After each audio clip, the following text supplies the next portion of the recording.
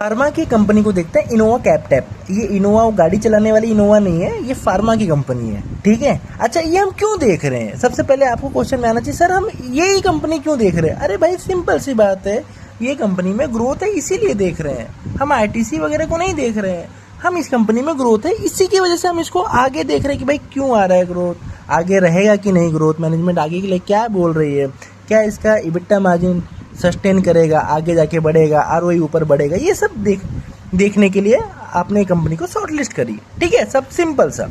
अभी देखो कंपनी करती क्या है, कंपनी आपको जैसे मैं बताया कि फार्मा की कंपनी, मैंने इसको थोड़ा सा समराइज किया हुआ है। देखो ये क्या करती है, कॉन्ट्रैक्ट मैन्युफैक्चरिंग भी करती हैं, जो उनका 70% रेवेन्यू जो आता है कॉन्ट्रैक्ट मैन्युफैक्चरिंग से आता है, और खुद की जेनरिक मेडिसिन भी बेचती हैं।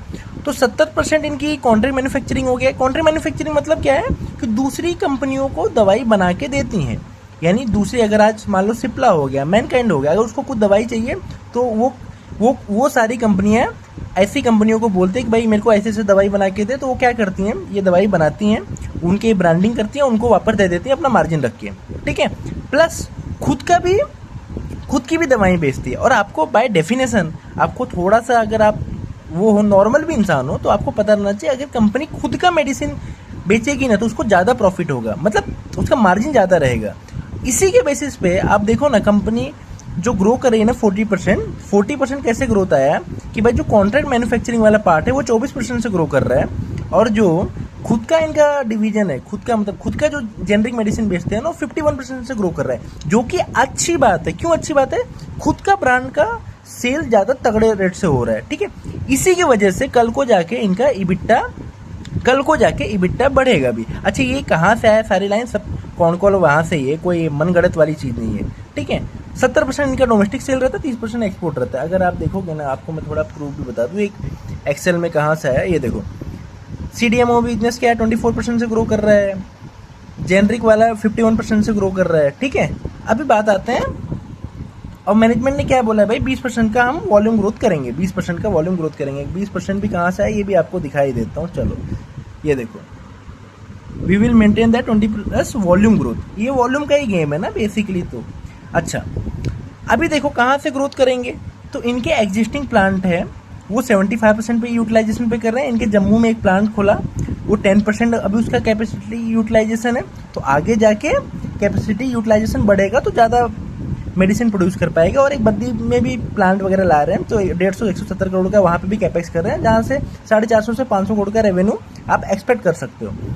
अच्छा, जम्मू के प्लांट में इन्होंने दबा के खर्चा किया, इसकी वजह से इनका इस बार का देखोगे ना मार्जिन थोड़ा सा कॉन्ट्रैक्ट हुआ है। ठीक है, थोड़ा सा मार्जिन कंप्रेस हुआ है, लेकिन आगे जाके इनको ये बेनिफिट मिलेगा। क्यों बेनिफिट मिलेगा? क्योंकि सारे कॉस्ट तो हो गए, तो आगे जाके आपको ऑपरेटिंग लेवरेज ही मिलने वाला है, क्योंकि सारे कॉस्ट तो आपके हो गए। इसी की वजह से आप देखोगे ना थोड़ा सा इनको ऑपरेटिंग लेवरेज का दिक्कत आया है, ये देखो।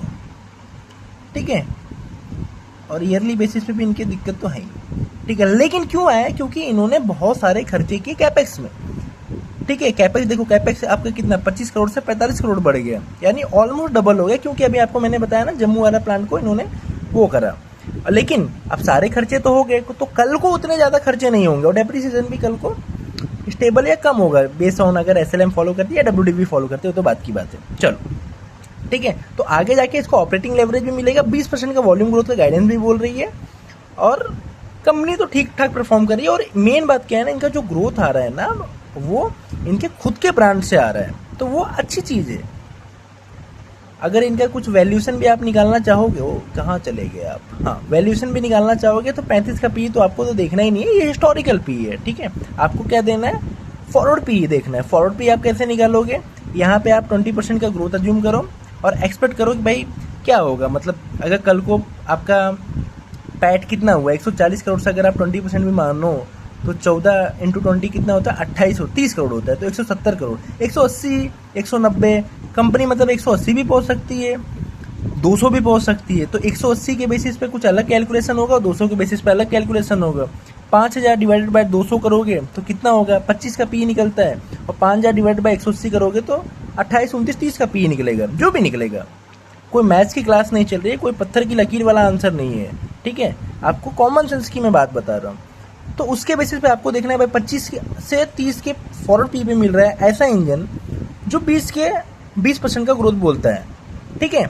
अब आपके ऊपर है कैसे क्या देखना है, ठीक है। बाकी फार्मा की कंपनी में एक चीज़ बताता हूँ, 15-17% ग्रोथ अचीवेबल है।